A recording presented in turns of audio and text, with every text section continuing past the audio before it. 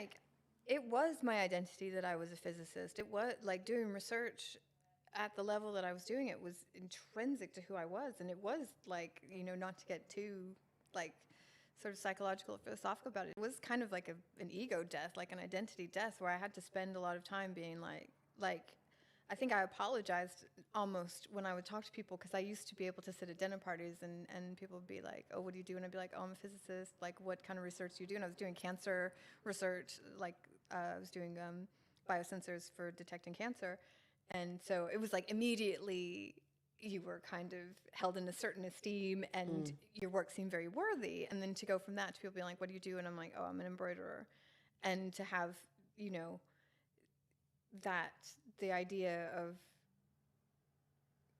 I'm not talking about my personal, I'm talking about like a cultural understanding of what that is.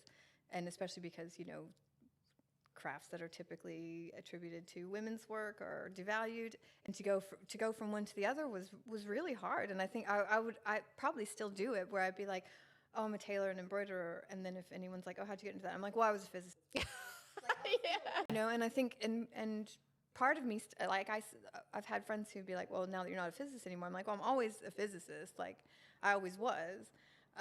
Now I'm just applying that to, like, I think of my embroidery studio and my tailoring and embroidery studio as a lab. And I still have the same mindset, and we spoke about it before, like my day to day isn't that different from when I was working in labs.